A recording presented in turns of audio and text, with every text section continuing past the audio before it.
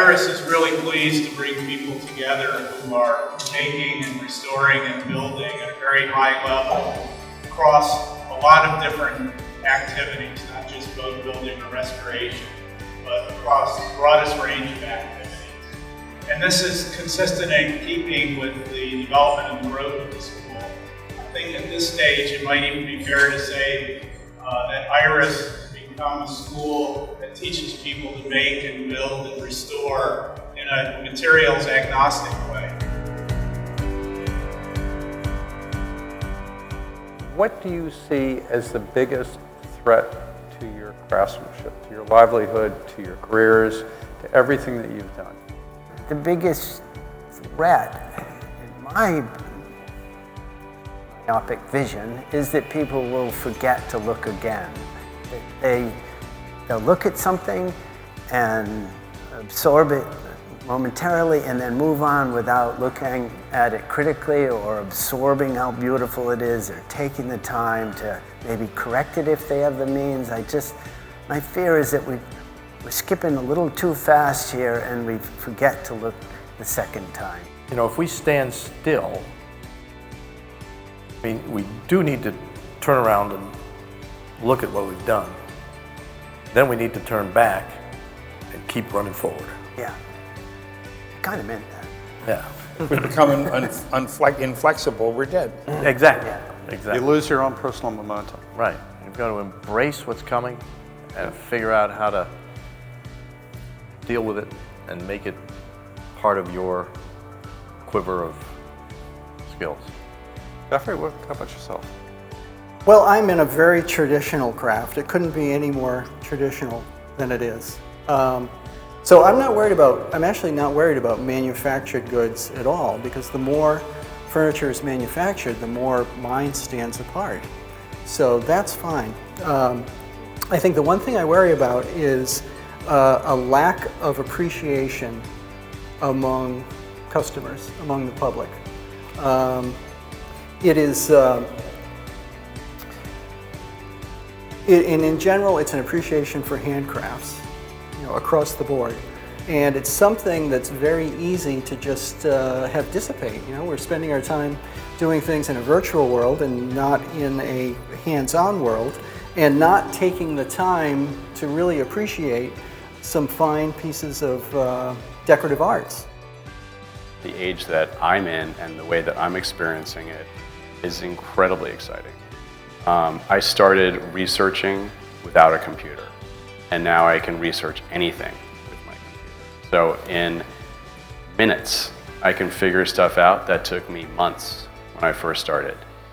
In minutes, I can realize 3D printed prototypes that would have taken me months to realize when I first started.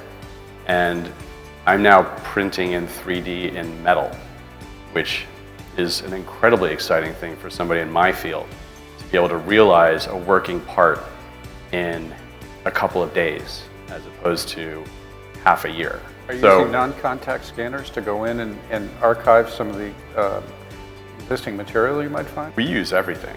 I mean, we're using 3D scanning, we're using 3D printing, we are modeling in real time, virtually in our computers. We can wear gloves and feel the objects, we can grab tools and actually form the parts. We can hammer them, we can drill them, we can twist them. And I'm realizing literally things every day. Your nature was shaped by the analog. And there's a richness that comes because of your knowledge and familiarity with the physical things of the world that you bring to bear on what you do digitally. That's inevitable for someone who's worked through the transition the way we all have. And I don't know what it's going to be like when people don't have that background. But I believe that there are many people out there that do experience what we experience. They grow up working in their dad's shop. Oh, yeah. They're experiencing wood, Yeah. they're experiencing the sandcastle, they're building, they're thinking, they're expanding, and they're not allowed to play on their iPad all day long. Sounds like you found a way in which you're able to tap the richness of contact, and apply it in a virtual way that kind of bridges what you were saying, where you feel as if people have lost the contact with it. But it's a different kind of contact now. We're able to reach in and, as you said, use gloves and actually mold with our hands. It's just different. It's almost as if you're more inside your mind, because It's your brain and your hands Yes. in a virtual sense. It's incredible. And I think that it's only going to become more and more part of our existence, where we actually do return back to our hands, where we actually are feeling these things. The best made things are made very rapidly. They're made fast. And the reason they're made fast is that the tradition of craft has always survived only because it had a sound economic basis. And the sound economic basis pitted the desire to make something as beautifully as you can make with the desire to remain viable commercially. So it's very easy if you're involved in craft today to think that you can sit and make this perfect thing and take time. That's not the case. If you're going to make something well, make it quickly and learn to make it quickly, and then you're viable and your craft is viable.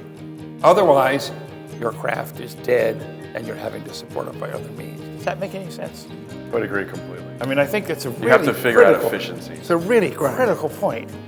So it's I the mean, when my brother intersection of cuts a art and letter life. in stone, he cuts it like you can't believe how fast he's cutting it. And you go to a printing company, they're printing 10,000 sheets an hour of a book that's the most beautiful book in the world. And every time you think you figured out something new, there's somebody on the other side of the planet who figured out another way to do it. I want to thank everybody for their time, their patience, and coming here, and I certainly hope you have a great evening. And I want to thank everybody who sat up here on this Well, I had a great evening. lovely deck. So thank you, Clint. Absolutely.